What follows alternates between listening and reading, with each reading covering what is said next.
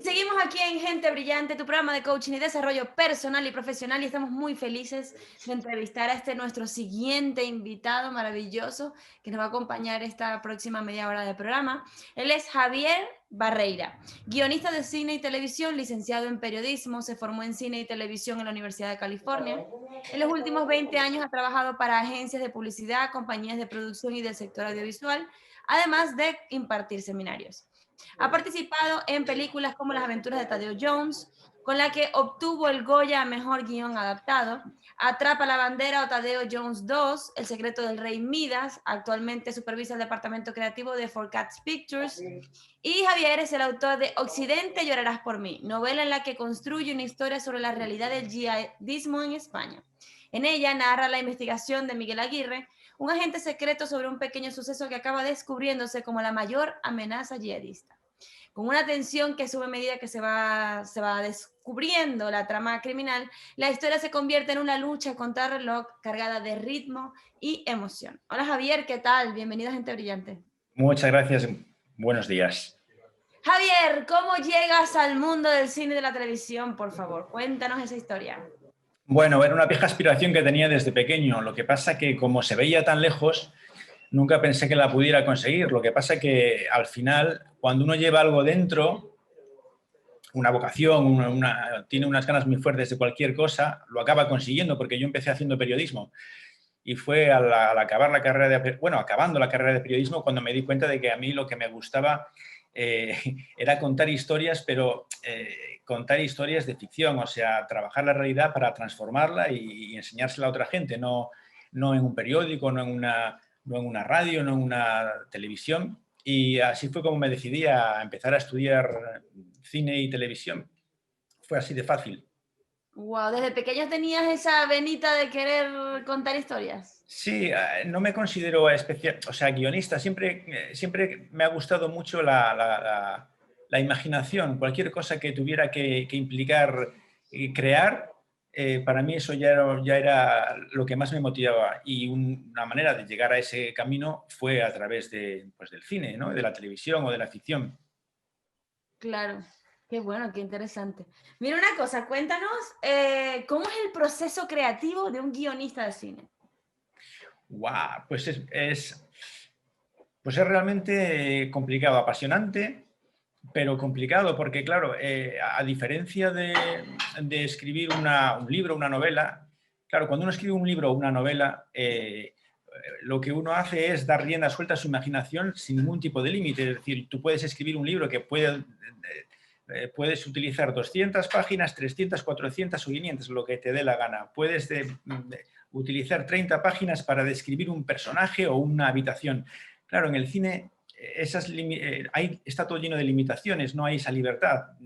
Sabes que tienes que hacer algo que va a durar hora y media y tienes 100 páginas para escribirlas. Entonces, el problema, o sea, el reto es conseguir estructurar. O sea, yo creo que la base, en un primer momento, es tener claro qué historia quieres contar, o no tan claro, pero sí la base, la premisa, y a partir de ahí empezar a trabajar poco a poco sobre la estructura. Es decir, lo último que haces es empezar a escribir y a ponerle una letra después de otra, lo cual es sorprendente para mucha gente que le cuentas el proceso y dices, pero no estás escribiendo todavía los diálogos y la gente... No, no, no, no. Eso va al final. Primero tengo que hacer un esquema de qué va a ocurrir en cada momento. Y esa es la diferencia y el reto. Claro. Yo creo, no sé si es una creencia mía, ¿no? O es algo que yo pienso que quizás funciona así, ¿no?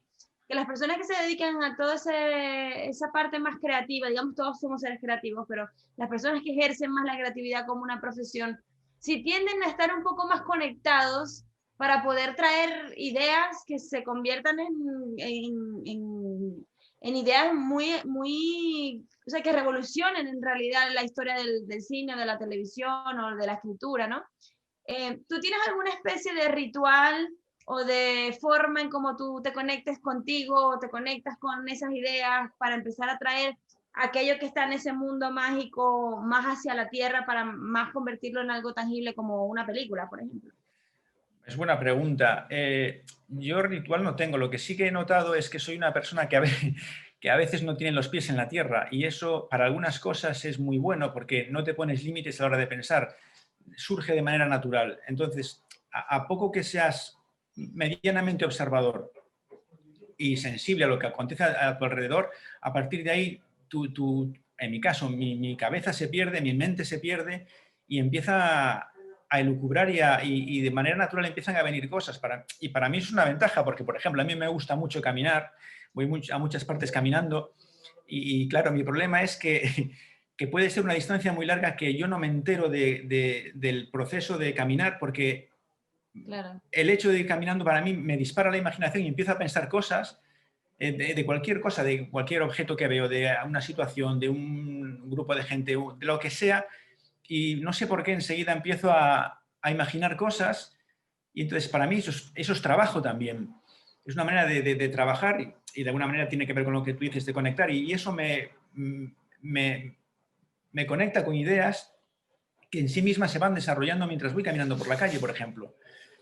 ¿Sabes? Pero eso es porque tengo una capacidad de dispersarme bastante, bueno, natural, es de siempre, yo creo.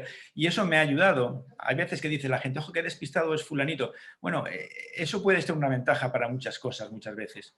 Claro, es que yo creo que también en ese llamar dispersión, en realidad estás más conectado, aunque no estés interactuando con el exterior, porque quizás afuera están pasando cosas, como por ejemplo, estás caminando 7 cuadras y no te has dado cuenta que caminaste 7 cuadras porque estás aquí, pero sí que estás creando una realidad que luego se traduce en una peli que gana un premio Goya. ¿Qué significó para ti ganar ese Goya como mejor guión adaptado? Buah, pues eso te puedes imaginar, pues fue una sorpresa muy grande, porque claro, eh, en principio te dices, a ver, es una película de animación y de alguna manera sientes como que no la consideran igual que a las demás, ¿no? Siempre un drama o una película de mucho presupuesto, de época, crees que eso tiene como más posibilidades de ganar cualquier tipo de premio. Entonces, fue una sorpresa pues, absolutamente auténtica, ¿no? Que de repente digan, nada, pues se han fijado en una historia y solo en la historia, o sea, se han fijado en el guión y no han pensado si es para todo un público, para las familias, para gente mayor, para adultos, para... No, y entonces no nos lo esperábamos, la verdad es que fue... lo bueno de eso es que de no esperárselo es que estás muy tranquilo, estás tan tranquilo en ese momento que estás esperando que digan el nombre para aplaudir a quien ha ganado, para decirle, ¡jo, qué bien, me alegro por él! Pero claro, en ese momento, cuando dan el nombre del premio y resulta que eres tú, en ese momento, bueno, te alegras por dentro, pero en mi caso particular era diciendo, madre mía, ¿en qué lío me he metido yo ahora? Que tengo que levantarme y salir y saludar y recoger un premio. O sea, es una sensación muy extraña, porque es digo, qué vergüenza por una parte, pero qué alegría por la otra. Pero bueno, como no me lo esperaba, fue tan de repente que no me dio tiempo casi a nada. Claro. Cuéntanos, Javier, ¿cuáles son tus más grandes sueños con este proyecto de ser un cineasta? Yo lo único que aspiro es a contar historias que la gente pueda disfrutar. Es decir, yo no me considero un autor en el sentido estricto de la palabra, decir, no, yo cuento mi historia y al que le guste bien y al que no le guste que se aguante. Yo intento contar cosas que sean universales, que lleguen al mayor número de personas y que sobre todo que sean entretenidas, porque claro, es que lo que le estás pidiendo a la gente Claro. es que vaya al cine y pague por ver tu trabajo. Eso es una responsabilidad muy grande. Entonces, si van a pagar, si van a gastar el dinero, si van a salir de casa, tienes que darle un buen motivo para no decepcionarles. Entonces, mi obsesión es contar historias que sean interesantes, que sean entretenidas, y yo me pongo en lugar de ellos, siempre me coloco como público y digo, a mí, si fuera público, ¿qué quiero ver? ¿Cómo me gustaría que me contaran esta historia? Y la verdad es que mi objetivo es ese, o sea, hacer cosas que a la gente le interese y las disfrute. Claro. De todas las pelis que tú has hecho, ¿cuál es la que más has disfrutado? ¿Y por qué? Mm, pues te diría, a ver, es una respuesta un poco igual manida o lo que sea, pero siempre la que estoy haciendo en ese momento, en la que estoy ahora, ¿sabes? Porque guardo recuerdos muy buenos de todas mis experiencias, porque de cada una aprendes algo. Pero claro, cuando estás en el proceso de una, como está todo por descubrir, es como irte de excursión a un sitio que no conoces, que tienes muchas expectativas puestas y como no conoces el lugar, cada esquina que doblas, cada metro que recorres es como una sorpresa nueva, ¿no? Y entonces, para mí, la que estamos trabajando ahora, que ahora estoy trabajando estamos preparando una nueva película, es apasionante porque la vas viendo crecer y crecer y crecer y dices, guau, o sea, y te imaginas ya cómo va a responder la gente y si esto puede funcionar o no. En fin, pero por ejemplo, la de Atrapa la bandera es una película que tengo mucho cariño por eso, por todo lo que significaba, porque era una aventura muy universal sobre la aspiración de un niño que quiere ir a la luna con su abuelo, ¿sabes? Era una historia muy bonita, porque era la historia de la relación entre un niño y su abuelo. Qué bonito, qué bonito. Javier, ¿cómo funciona? Claro, porque yo digo, ¿no? O sea, en una película intervienen muchísimos factores.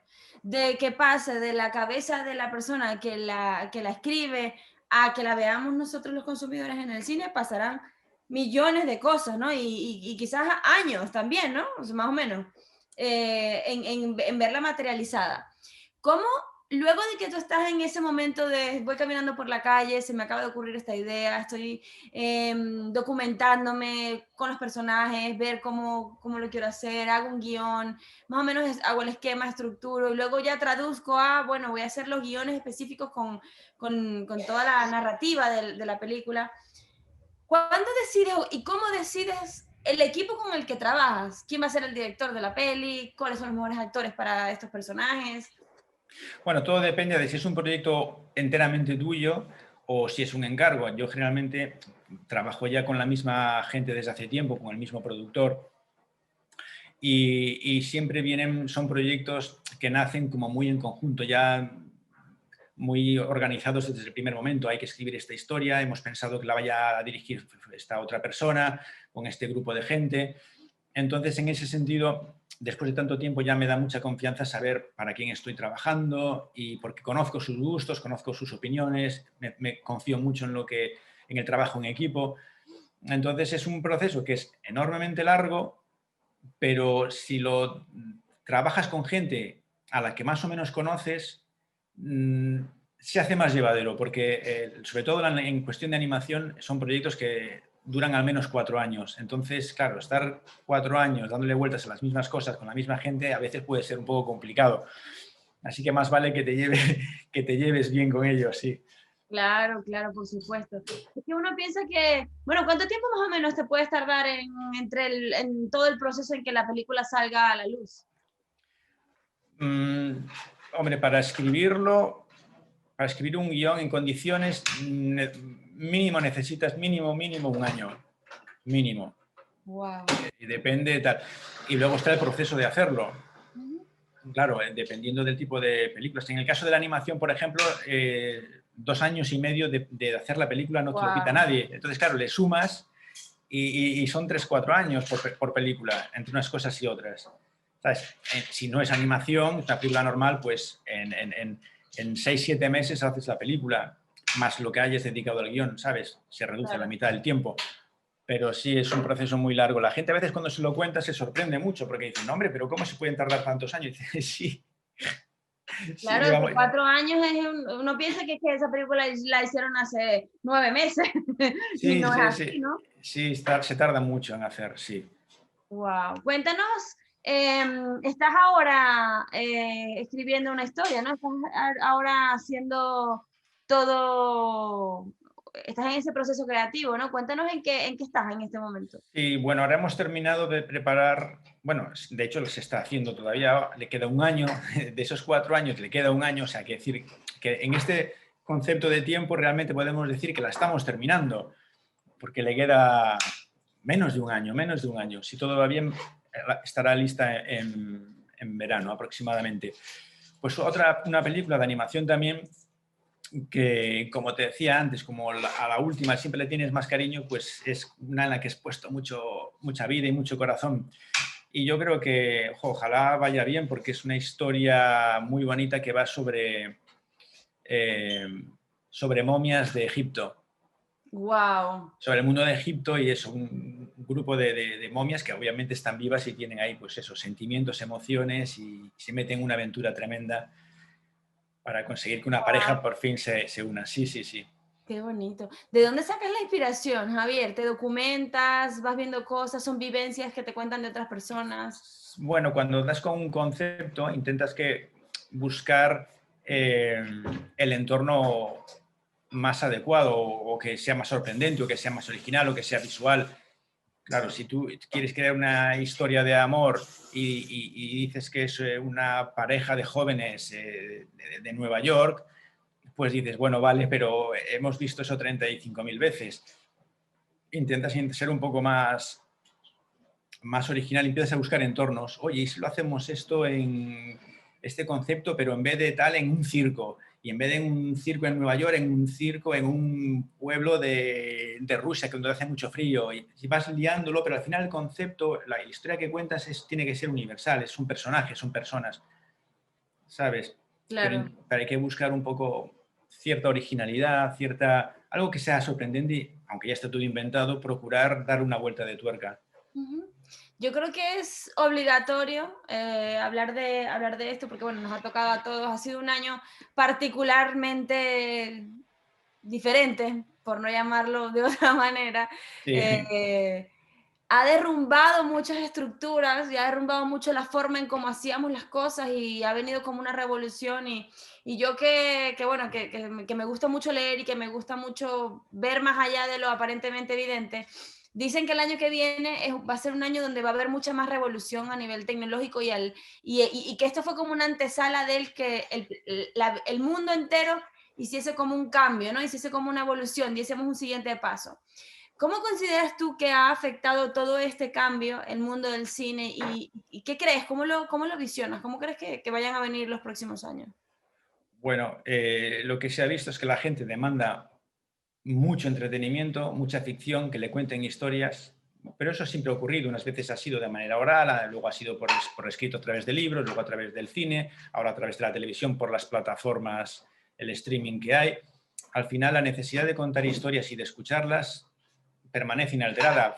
Cambia la forma y sobre todo la capacidad que tenemos de acceder a cualquier opción. Antes era un camino o dos, ahora tenemos todas las opciones del mundo para ver lo que queramos.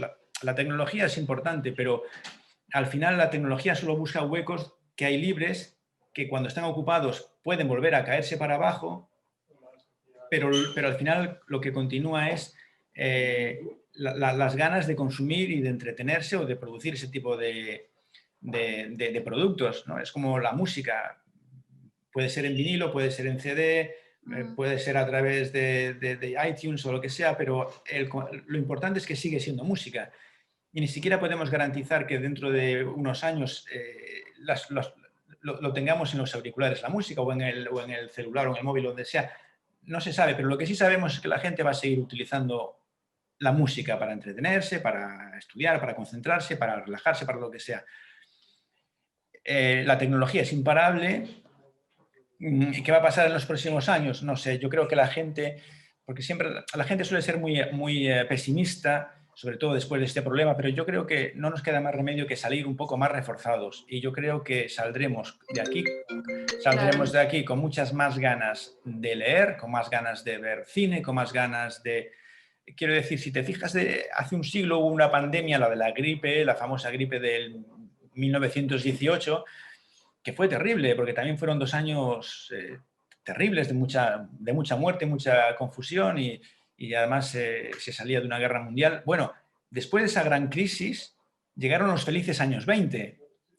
Claro, pues pensemos de esa manera. ¿Qué va a pasar a partir del año que viene o dentro de un año? Pues vendrán los felices años 20 del siglo XXI. Ujú. Yo creo que la gente necesita y va a querer desahogarse y dejar atrás un periodo de crisis. Yo creo que estamos obligados a salir de ahí con mucha fuerza y con ganas de hacer muchas cosas. Y yo creo que va a haber un boom de todo tipo, Claro. intelectual, creativo, es necesario. ¿Tú consideras que aquí en España hay un apoyo real al cine? O sea, ¿tú crees que el consumidor va a las salas de cine a ver las pelis, paga por ver la peli? A ver, la situación, el consumo de cine es una realidad que no va bien y que ha bajado en todo el mundo, precisamente por la facilidad que hay para consumir ese mismo producto en tu propia casa. Claro. Lo cual de alguna manera también es un poco triste que hemos acostumbrado a la gente joven a ver películas en un teléfono móvil, Ya. cuando el cine lo que te ofrece es una experiencia única y grandiosa, que es tú solo, una sala enorme, con un sonido que te llega por todas partes, y es una vivencia, o sea, que claro, que muchos jóvenes no tienen, porque si les llevaras a un cine a ver una película, yo creo que alucinarían diciendo, anda, o sea, no tiene nada que ver con haberlo visto en un teléfono. Es que no sé, es difícil Yo creo que fíjate que una de las cosas, yo soy una amante del cine y en mis viajes de autodescubrimiento reconocí que una de las actividades que más disfruto estando sola, o sea, haciéndola sola, es ir al cine. Que Sí, muchas veces antes era como que, ¿cómo vas a ir al cine sola? Que no tienes ni siquiera nadie que te acompañe. Yo, pero para yo ir a una sala de cine no necesito, ¿sabes? No necesito estar acompañada, pues estoy yo con la peli viviéndome el momento y ya está. Pero exactamente. ciertamente desde que me mudé a España, porque he pasado ya he estado en 2 países antes de llegar a Madrid, sí me he dado cuenta que aquí o sea, ir al cine, comprar la entrada para ver una peli, no es costoso. Lo que es costoso es lo que hay alrededor de la peli. Es decir, si tú te vas a comprar algo, entonces resulta que lo que te vas a comer en el cine vale mucho más que la entrada de la peli que vas a ir a ver. Y me parece como desproporcionado eso, porque en realidad el protagonista del asunto es la experiencia que tú vas a vivir viendo la película. Sí, correcto, pero ¿sabes qué es lo curioso? Que eso no es al azar. Es decir, los cines donde hacen sus ingresos es en lo que venden en palomitas y Coca-Colas, Claro, más que las entradas de cine. O claro. sea, es superior. Entonces, no pueden negarse a eso. O sea, es que les va la vida en vender, en permitir que entres con la comida al cine. Antiguamente era decir, no, ¿cómo vas a meterte con...? No, ahora puedes entrar con, el aperitivo, con la Coca-Cola, el chocolate, los nachos, todo al cine. No hay problema. ¿Por qué? Porque es una fuente de ingresos Claro. muy importante para los cines. Bueno, oye, si eso, con eso se consigue la supervivencia del cine, pues oye, por mucho que te moleste oír a alguien masticar detrás, tendrás que acostumbrarte, no, no nos queda otra. Así es, totalmente. Javier, ¿qué te espera el próximo año? ¿Qué objetivos, qué metas te planteas para el 2021?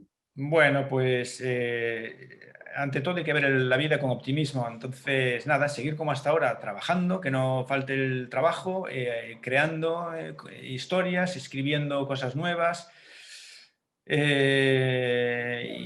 que sean productivas para la gente, que sientas que son interesantes para la gente, que merecen la pena hacerlas. Y es eso, es aportar tu grano de arena, digamos así, al mundo, ¿no? Cada uno en su trabajo, pues en el mío es esto, que la gente se entretenga y se olvide de sus problemas cuando está viendo una película, por ejemplo, o leyendo una novela. Qué bueno, me alegro muchísimo. Muchísimas gracias, Javier, por habernos acompañado. Ha sido un inmenso placer realmente tenerte y te auguramos mucho éxito. Pues muchísimas gracias, Andrea. Un saludo muy grande. Así que ya sabes, esta es tu casa y te esperamos muy pronto cuando quieras volver. Gracias. Aquí estamos para ti. Así Muchas que con gracias. Javier, vamos a una pausa muy corta, pero ya volvemos con más de este maravilloso programa, Gente Brillante.